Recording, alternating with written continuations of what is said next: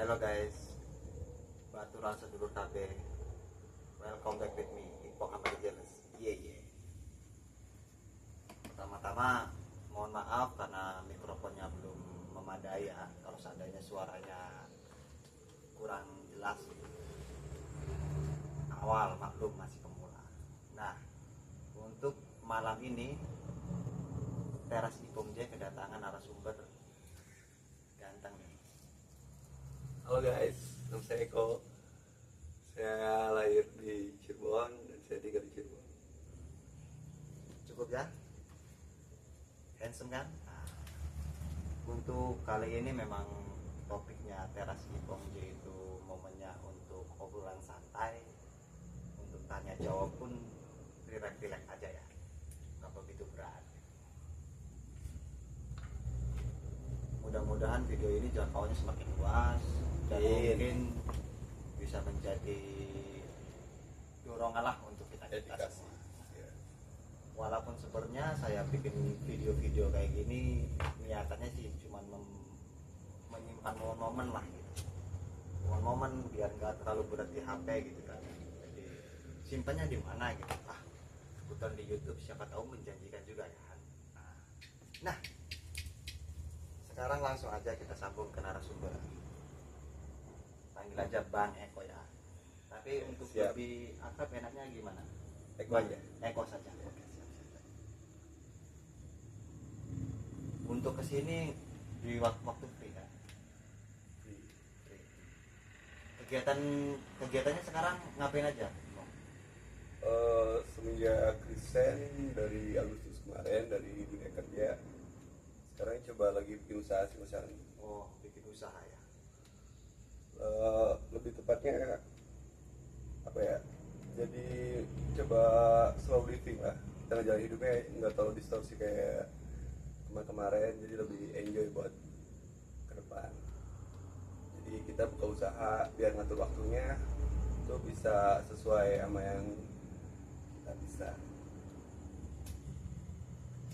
Kebetulan saya udah baru buka warung kedai kecil lah di daerah Pangarengan itu,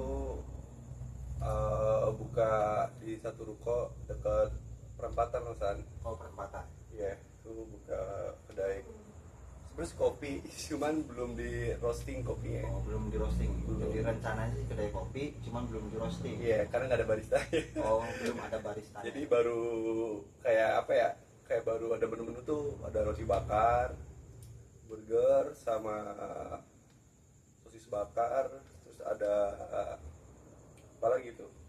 Ada esteller sih yang lagi best seller sekarang lagi naik. Yang jadi best sellernya itu. Iya. Coba dicicipin guys, jangan lupa mampir tuh di kedai. Apa namanya kedainya? Petmon. Petmon. Terjangkau kok harganya. Harganya terjangkau guys. Kalau nggak salah itu nggak jauh dari sini ya lokasinya. Enggak. Ya, sekitar Kira-kira 10 menit lah. dari perampatan cepat itu masuk ke dalamnya itu berapa lama?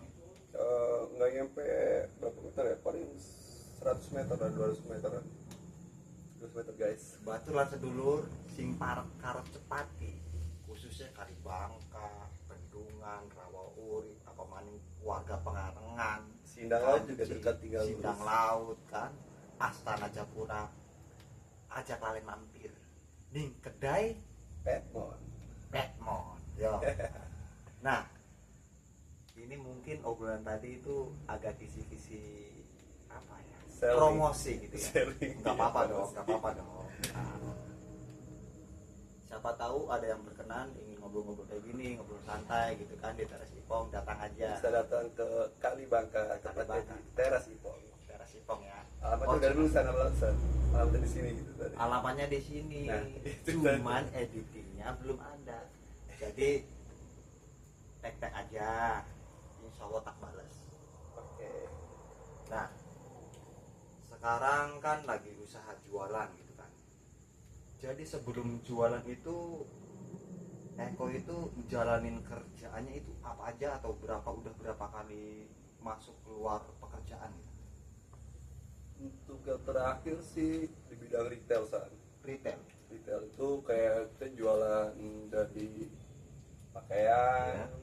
tas, sama sepatu-sepatu sneakers gitulah dari brand Prancis namanya Lacoste gitu. Lacoste. Iya.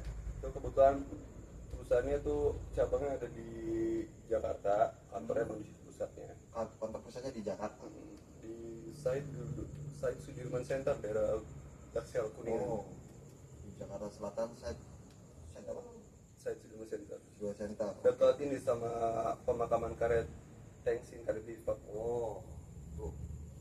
Lacoste itu produk dari Prancis. Prancis.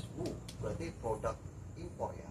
Impor. Emang Untuk harganya berapa tuh budget kira-kira? normal price dia bestsellernya emang polo shirt ya, kayak kaos yang berkerah gitu. Ya. Dari 1,5 sampai 2,5 lah. Wih, mantep tuh. Itu dari segi kaos, kalau t-shirt polos dari 900 sampai 1,5. 900 sampai 1,5. Cuman kan berhubung kalau itu kan yang bisa yang new rival kayak yang barang-barang baru, tapi kalau untuk yang barang lama itu tetap di diskon sampai up to 50, itu bisa setengah dari harga itulah 700-800 masih dapat produk itu. Nah, berarti untuk terakhir kan adanya di Lacoste ya. Iya. Di situ kerjanya di bagian apanya itu, atau marketing atau gimana gitu? Di situ karena udah 10 tahun terakhir alhamdulillah dapat dikasih bagian di kebetulan pemegang kepala kasir lah, Kepala kasir. ya megang toko gitu. Ada 7 tim nggak salah, 2 kepala toko, yang 5-nya staff. 5 staff dan 2 kepala toko. Itu terakhir saya buka opening tuh di Kerawang San sekarang, jadi kita nggak harus ke Jakarta kalau nyari barang branded, bisa ke Kerawang, tepatnya di Sumarekon Villagio, ada di Jalan Baru tuh, itu area Sumarekon tapi udah bikin outlet. Outlet itu tuh beda kayak di mall, dia tuh lebih ke outdoor, suasananya kayak di ruko-ruko kayak mall-mall Jepang gitulah, luar negeri kan kayak gitu konsepnya, nggak semuanya di mall. Itu tuh khusus barang-barang diskon karena barang-barang out season. Oh, yang all season. Iya, dari ada semua sih itu, Nike, New Balance, Reebok, itu semua ada di situ dan itu hampir 50%. Oh, berarti di situ bukan hanya Lacoste aja ya? Enggak. Ada Jadi- Nike, ada Adidas juga. Ada Reebok, jadi ada macam-macam brand juga ya. Iya, itu khusus barang-barang diskon yang udah tahun lama. Itu up to 50 sampai 70% diskonnya. Wih, mantep tuh. Bisa kena diskon 50 sampai 70%. Iya. Lumayan sih itu. Jadi nggak harus mahal karena barang kualitas sama sih, mungkin ya kayak seasonnya juga kelewat. Iya, iya. Ngomong-ngomong itu berarti kan dalam 10 tahun itu kan banyak masa-masa atau apa di perusahaan itu ya. Jadi pasti ada dong maksudnya kenang-kenangan atau momen-momen yang maksudnya masih teringat sampai sekarang tuh. Kira-kira di bagian mananya? Empat momen sih, hampir semuanya momen ya, cuman kan Ada kalau momen. dari inget-ingetnya ya namanya kita jualan produk nggak jauh dari ketemu customer Ketemu baru, customer itu. ya relasi baru. Terus apa ya, di situ tuh banyak pelajaran juga sih, walaupun kerja cuman kayak nyervis, tapi kan gimana caranya buat ngejual barang-barang mahal nyaring customer. Itu tuh Oh, berarti poinnya. pressure untuk daya tariknya lebih tinggi ya, maksudnya biar memikat customernya tuh.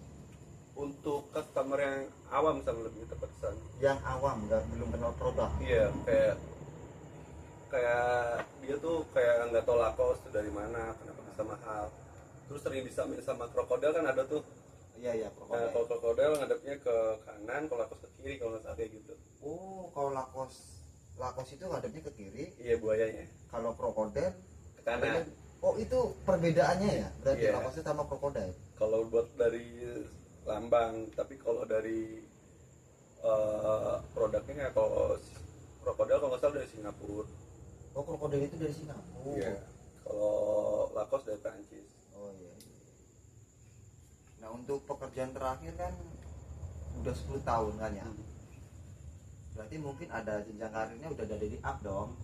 Itu dari mulai training biasalah, terus jadi staf biasa sampai 5 tahun, dari 5 tahun ke atasnya ngerangkap jadi kasir, terus jadi kepala toko. Nah. Kepercayaan. Jadi kepala toko, oke. Kita obrolkan ke kepala toko ya. Berarti itu kan istilahnya kayak kita harus menjadi ketua dari anak buah gitu kan. Berarti Iya, dari partner. istilahnya itu leadership, Iya, ya kan? leadership. Memiliki jiwa itu atau sikap Pemimpin. kepemimpinan kan. Bagaimana kamu ya, maksudnya pas menjalani itu terhadap partner kerjanya? Menjalani leadership sebenarnya gampang-gampang susah. Kalau Kamu susah. gampangnya tuh ya karena kita udah banyak materi dari awal training sampai itu, jadi kan kita tahu ngelakuin kesalahan, kenapa ada kesalahan A, oh ternyata kita ngelakuin ini. Nah itu tuh terus berulang-ulang, dari semua kesalahan kan dirangkum, jadi kita punya poin nih, oh iya kalau kita ngelakuin ini kita salah. Contoh kecil lah, misalkan ada kesalahan nih kalau di bagian kasir, kayak kita biasanya tuh apa ya, ngasih tahu ke anak-anak tuh kayak kebanyakan dia pengen belajar cuman pada malu, jadi mau tuh kan kita harus ngebimbing dari nol. Ngebimbing, ya. Ya. Sabar sih, ngasih poin-poin kerja. Terus pembawaannya sih leadership kalau terlalu tegang juga yang ada partner kita atau staff kita tuh jatuhnya takut San.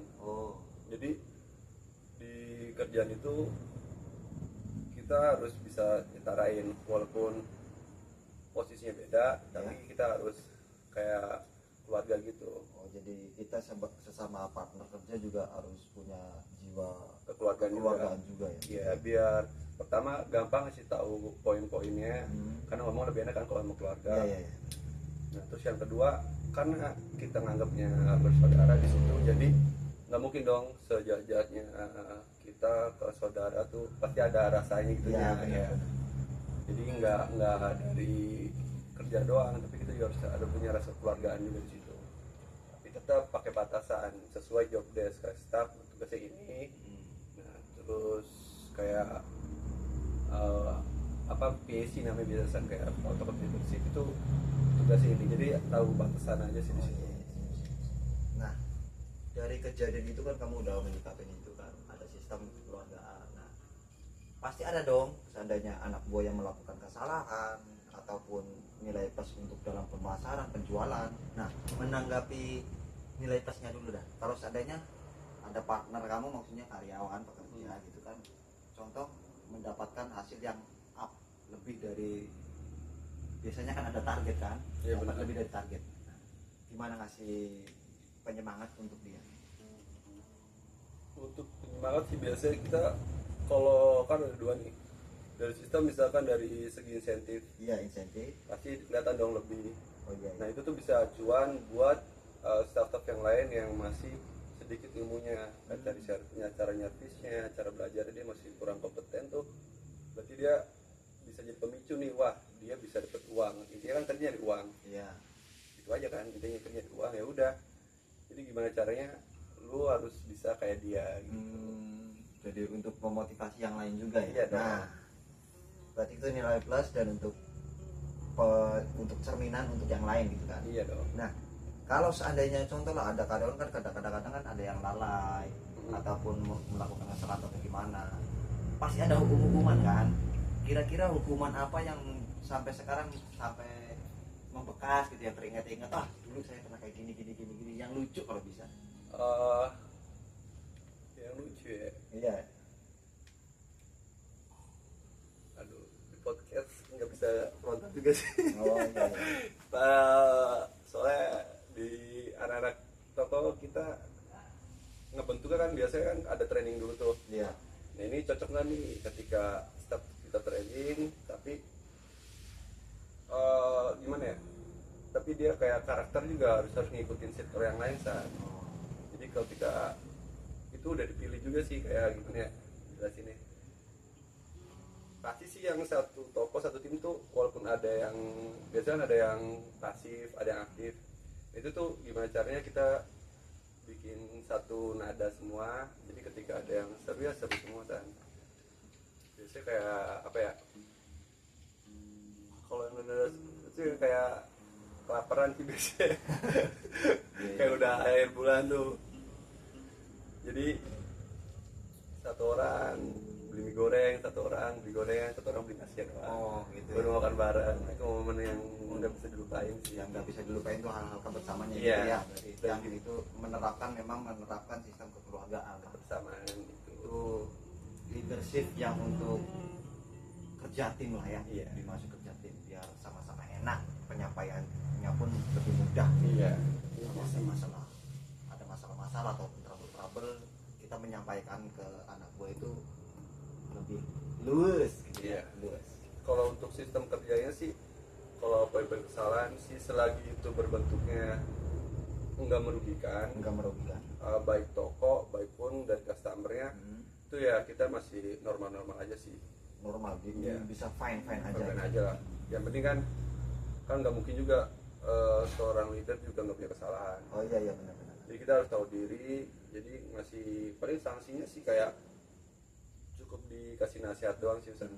Kayak jangan ulangi lagi, lebih teliti lagi, itu doang sih.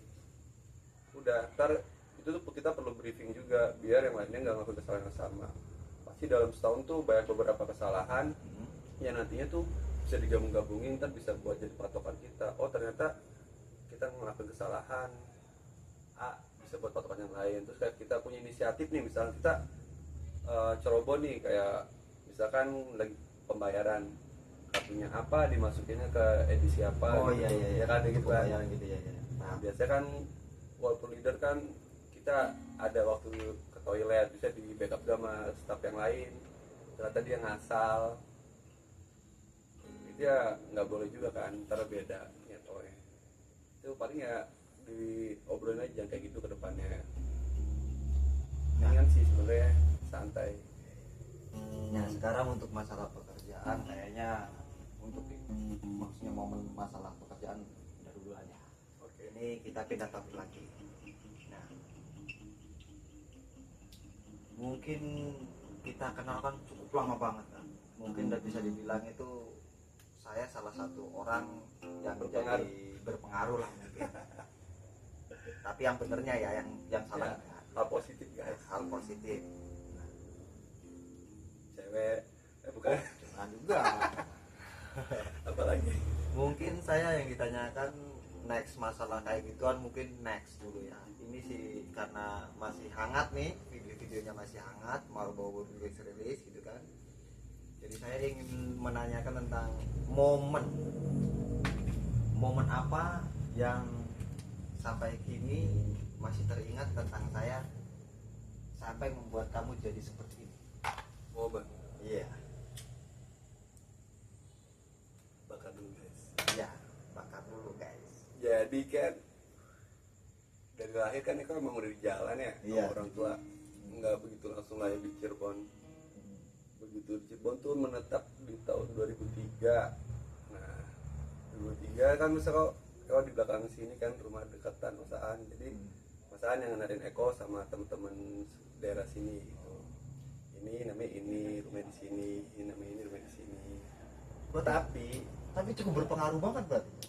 Ya mungkin Eko nggak bakal punya teman selingkungan sebaik ini kalau nggak di Masaan. Oh.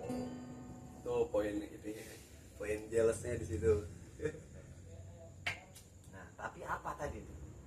Tapi kesan itu bukan kesan yang bagus. Wih, bukan kesan yang bagus. Karena di setiap ketemu sama seorang yang baru, Eko harus berantem di situ. Harus berantem dia guys. Aduh.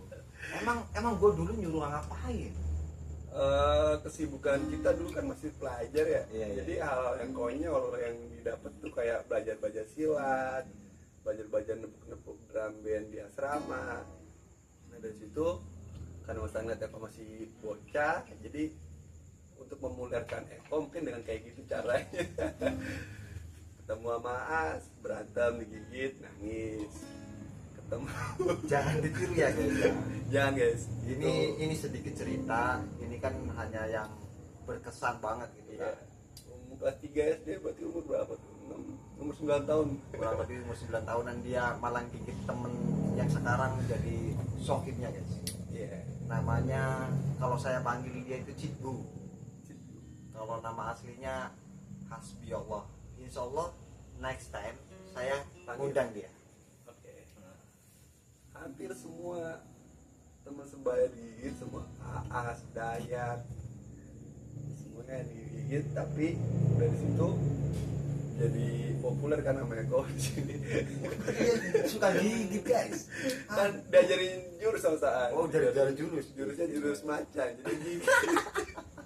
Kalau jurus bebek mah nyosor. Oh iya benar-benar jurus bebek nyosor ya. Iya dong. Jurus macan gigit guys. Macan Aduh, gigit. istimewa banget. Nah, mungkin videonya cukup sampai di sini aja ya. Kita penutupan. Nah, Oke. untuk kata-kata hari ini 2025 udah mau selesai, tapi semangat jangan pernah selesai guys. Oh. Spirit. Semangat jangan sampai selesai. Spirit. See you again. Oke, bye. Oke. Oke guys.